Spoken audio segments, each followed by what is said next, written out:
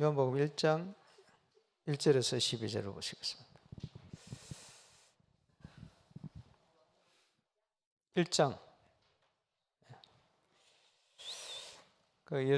예수님은 참 빛으로 오셨는데요.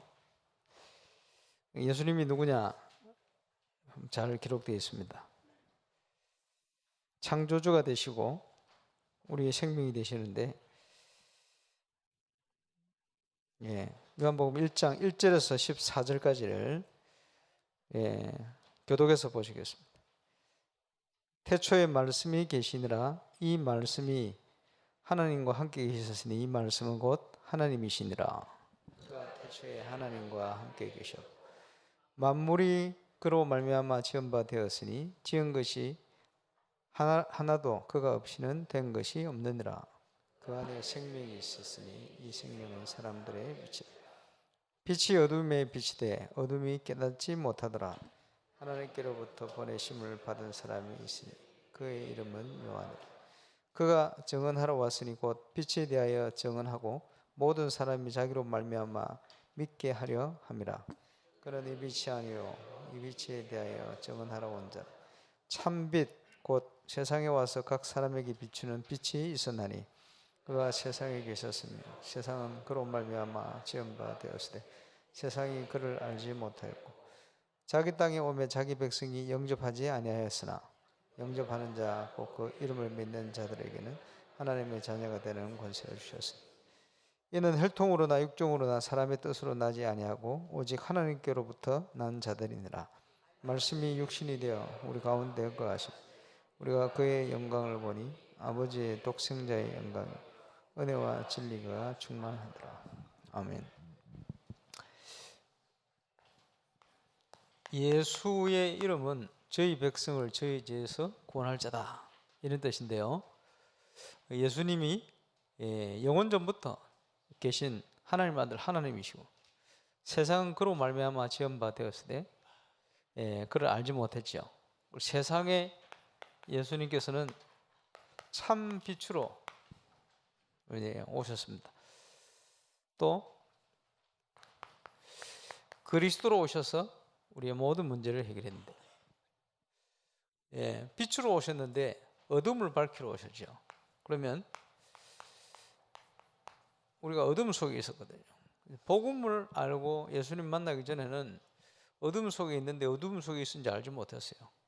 지금 태양빛이 쫙 들어오면, 그죠? 창문 딱 열고 태양빛이 들어오면 어둠이 물러갑니다.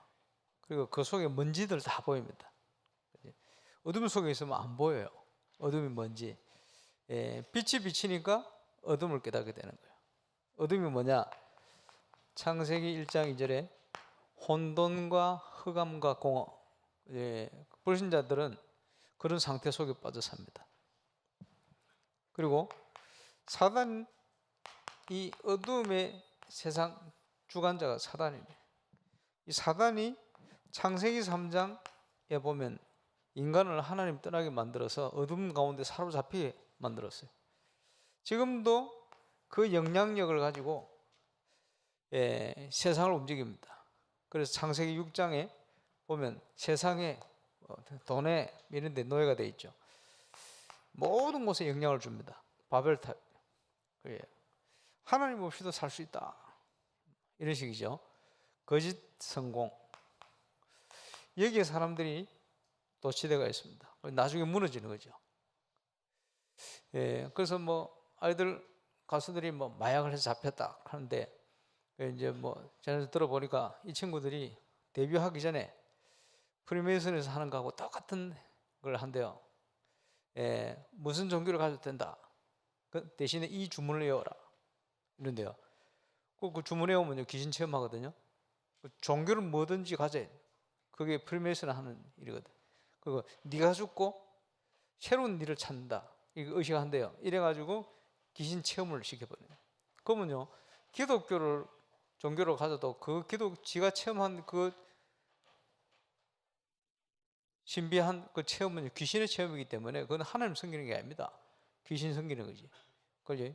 그걸 하나님으로 착각하겠죠. 이런 식으로 한다고 그러더라고요.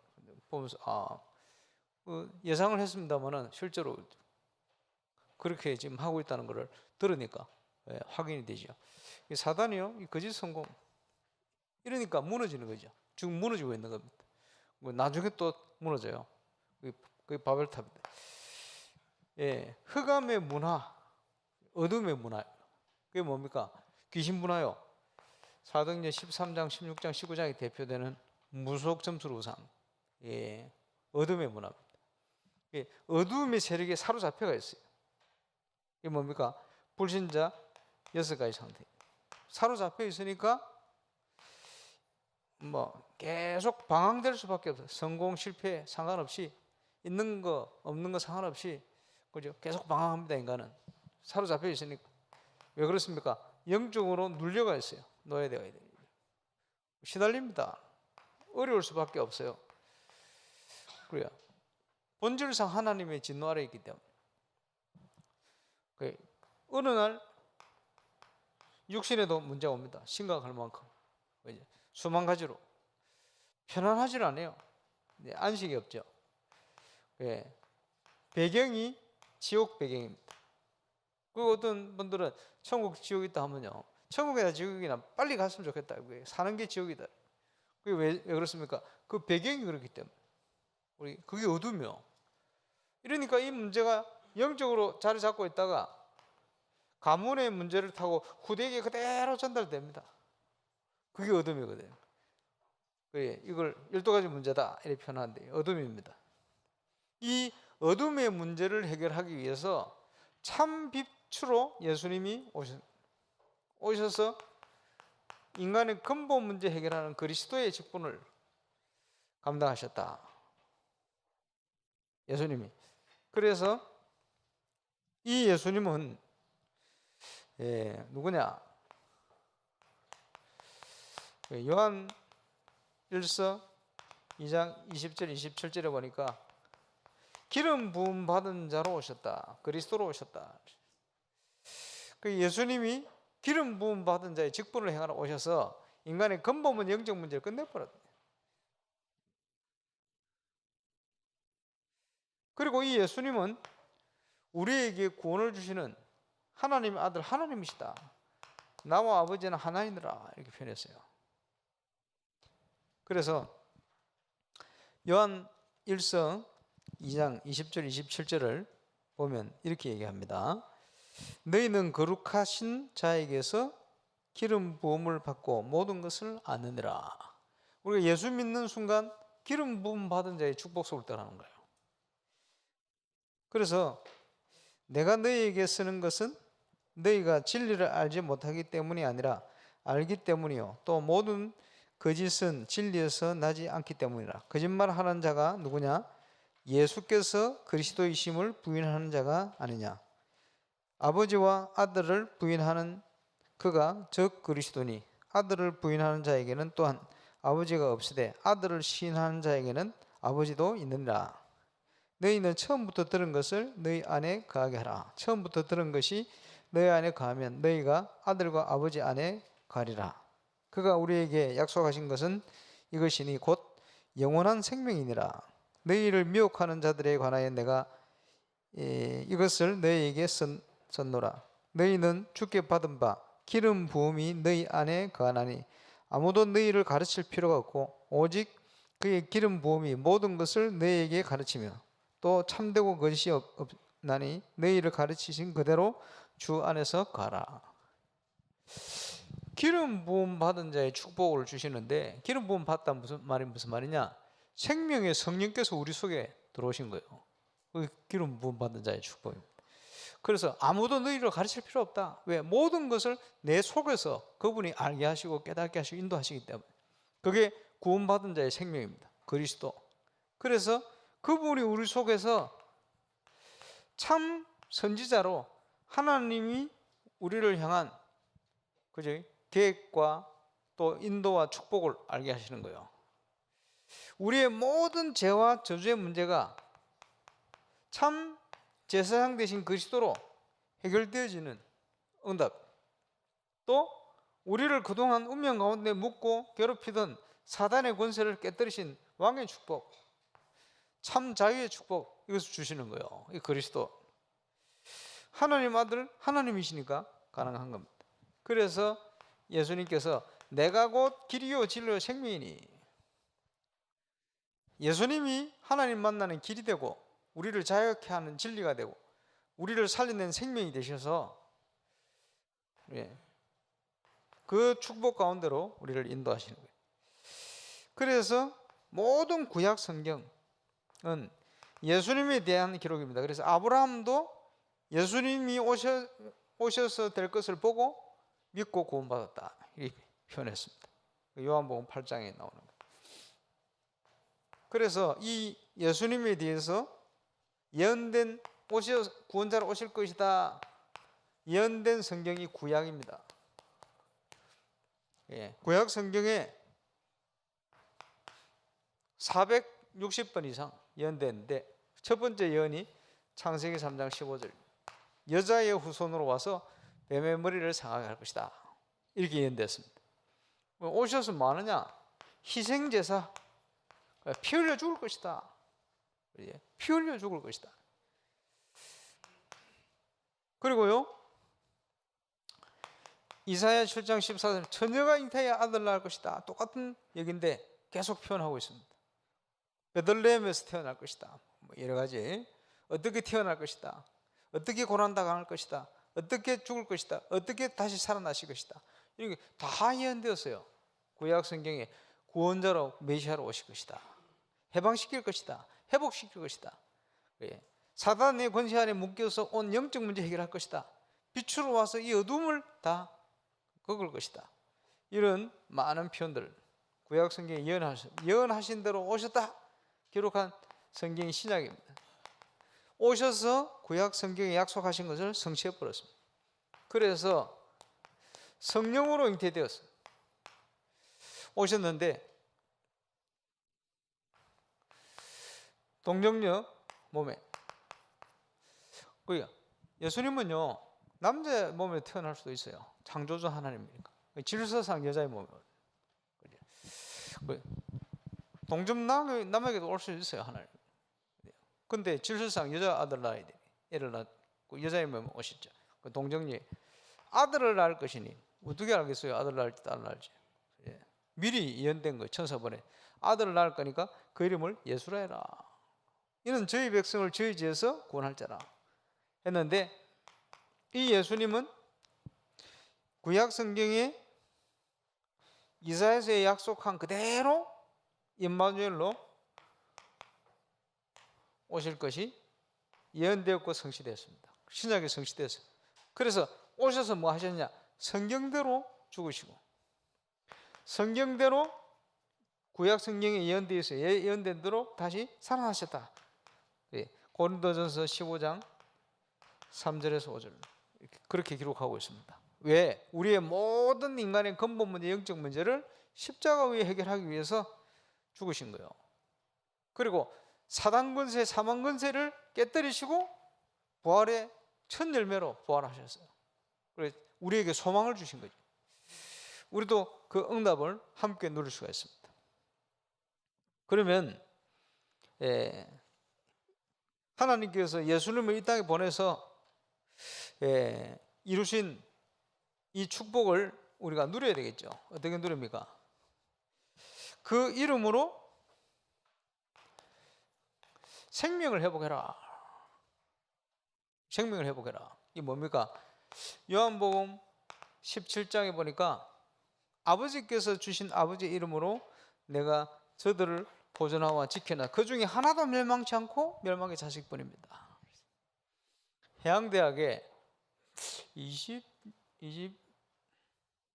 몇 년 전에 지금 임마누엘 교회 막 권사님으로 하실 거예요. 박수진인가. 그 이제 고신대 다니던 친구인데 해양대 전도 캠프를 간 거예요. 갔는데 누굴 만났냐 하니까 그 해양대 여학생의 부회장을 만났어요. 근데 이 여학생의 부회장이 뭐 하는 친구냐? 그 아버지가 사업을 해요. 이제 과함에 수출도 하고. 그 어머니는 아버지 사업 잘 되라고 1년에 뭐 한 달이 멀다 하고 전국에 유명한 절간 다니면서 불공을 그러고 있는데 자기 옆집에 무당이 있어요. 엄마랑 친해. 늘 놀러 오고. 자기는 무당이 싫은데 늘 놀러 오고. 그리고 막 부적을 써가지고 주는데 부적이 싫어요. 자기는. 엄마는 이 부적 써가지고 비계에도 놓고 뭐 어디도 놓고, 자기는 부적이 싫어가지고 찾아가 찢어가 휴지통 버리고 이런 식이거든. 그런데 부적을 찢어버리는 그날 밤에는 항상 꿈을 꾼대요. 무슨 꿈을 꾸냐 하니까 자기 방에 부적이 산더미처럼 쌓여있는데 거기서 막 헤매고 뒹구는 꿈을 꾼대. 근데 이 친구는 학교에 일찍 가본 적이 없대요. 왜 일찍 안 가봤냐 하니까 밤에 꿈을 꾸면요 손님이 온대요. 그럼 일어나야지. 일어나 있다가 손님 막 얘기하고 끝나고 손님 가고 나가면 또 방에다가 잔대요. 꿈속에 자고 있으면 또 손님이 온대. 그래 밤새도록 꿈속에 손님이 온대. 그래 밤새도록 꿈속에 일어났다가 들어갔다가 일어났다가 들어갔다. 이래가 눈 뜨면 늘 늦게 일어나. 이래가 학교에 늦게 가는 거예요. 항상 그래. 이런 식이라. 이러고 있는데 그 이제 지금 권사님이지 통해 복음 받고는 예수님을 구주로 영접하게 되었어요. 영접하고 하나님 자녀 됐잖아요. 집에 딱 갔더니 그 어머니 친구 무당이 있더래요. 딱 쳐다보니까 자기를 한번 힐끗 쳐다보더니 눈을 탁 깔더래요. 이러고는 그 길로 가가지고 다시는 자기 집에 안 오더래요. 그게 뭡니까? 이 어둠이 아는 거예요. 생명이 들어간 거예요. 하나님의 자녀. 그런 증거는 많습니다. 우리가요 하나님의 자녀, 그 생명을 회복하는 거예요. 어떻게 해요? 영접하는 자, 꼭 그 이름을 믿는 자들이 하나님의 자녀가 되는 권세를 주셨다. 그래서 누구든지 주의 이름을 부르는 자는 구원을 얻을 것이니까, 그지? 하나님과의 관계를 회복하는 거예요. 그런데 믿지도 않는 사람 어떻게 부르겠습니까? 그죠? 듣지도 못했는데 어떻게 믿겠습니까? 그죠? 누가 와서 얘기해야 될 거 아니에요. 보내심을 받지 않는데 어떻게 전하겠습니까? 그래서 복음 들고 산을 넘는 자들의 복이 있는데 그 복음을 듣고 예수 믿을 때 하나님 자녀 되는 거예요.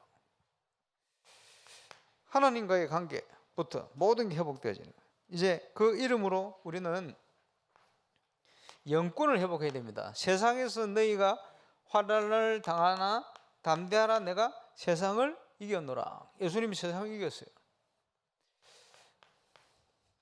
우리가 그 축복을 누려야 되겠죠.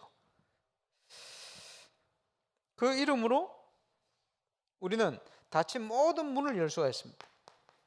빌립보서 4장 6절, 아무것도 염려하지 말고 오직 모든 일에 기도와 간구로 너희 구할 것을 감사함으로 하나님께 아뢰라.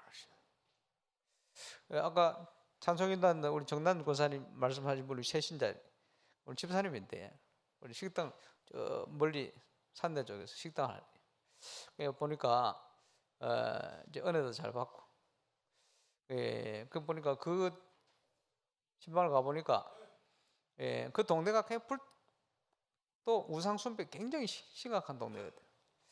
근데 우리 송 권사님이 그 산단 말이에요. 우리 하나님이 그런 만남을 줬어요. 그런데 보면서 그래,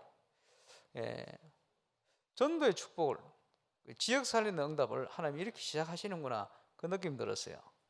근데 하나님께서 모든 걸 준비해 놓고 우리 전도하도록 300지교의 현장에 하나님 역사를 하신다 이 말이에요. 저와 여러분의 발걸음을 통해서도 얼마든지 닫힌 문을 열 수 있다. 아무것도 염려하지 말고.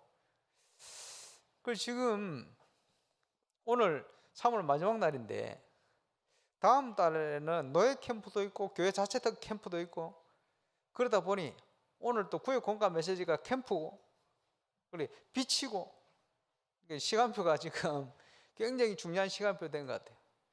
어제 산업 메시지 하는데 용 목사님께서 이상변 목사님 얘기를 하시더라고요. 왜냐? 고생이 많을 거다. 왜? 딸 3명이거든. 여자 하나도 힘든데 여자 3명이 뭐 괴롭히. 그러니까 인간관계 좋은 이유가 그것 때문에 그럴 것이다. 거기다 사모님 있지. 오늘 사모님 저녁에 신학원 강의 오신다. 그 이제 보니까요, 교회 시간표 맞도록 여러 가지 메시지 방향 맞도록 사람도 보내고 그렇게 하시는 것 같아요. 그런데 보면서 근데 신학원 지금 강사도 그냥 보내는 게 아니고 너무 시간표 맞춰가지고 여러분 닫힌 모든 문이 열리는 은혜 속에 저와 여러분이 승리하게 되시길 바랍니다. 오늘 내일부터는 4월 1일 아닙니까? 4월이 시작되는 거예요. 꽃 피는 4월 나무도 심어야 되겠는데 여러분 복음의 중요한 응답을 통해서 이제 증거 일어날 시간표 되었어요. 그 응답을 그 이름 예수 이름으로 누리게 되시길 바랍니다. 그 이름으로 우리는 날마다 승리할 수 있습니다. 현장에서 주의 이름으로 두세 사람 있는 곳에 내가 그들 중에 있다. 그지? 우리가 누릴 기도의 축복이요. 모든 현장에서 그 축복의 증인으로 저와 여러분이 서게 되시길 바랍니다. 좀 집중 신학원 하고 또 중지자 대학원 하고 하는데 우리 오늘 홍성철 장로님 오시더니 목사님 68명입니다. 뭐게요? 중대원 68명, 70인 용어는 돼야 되는데 오늘 강구에 두 사람 채우도록 하는데 그게 문제가 아니고 우리 오후에는 우리 자체 예배 드렸는데 자체 예배 모이는 분들이 한 300명 되잖아요. 그게 이제 전부 그 응답 속으로 들어가야 됩니다. 앞으로 계속해서. 근데 하나님이 그 응답을 시작하실 거예요. 오늘 주 예수 이름으로 참 빛인 주님을 최고로 누리는 응답의 날 되시기를 바랍니다. 기도하겠습니다. 주의 이름으로 우리를 구원하시고 기름 부음 받은 자의 축복 가운데로 인도하여 주신 은혜를 감사를 드립니다. 3월 마지막 날 다시 오지 않는 2019년 3월 30일 이제 또 내일부터 4월 1일이 시작되집니다. 오늘 하나님 주시는 응답 말씀을 통해 예배를 통해 최고 응답 받게 하시고 300주기 할 수 있는 만큼 증인으로 설 만큼 하나님이 증거를 허락하여 주옵시며 그 응답이 시작되지는 믿음의 언약의 축복의 날이 되게 하여 주옵소서. 살아계신 주 예수 그리스도 이름으로 기도하옵나이다. 아멘.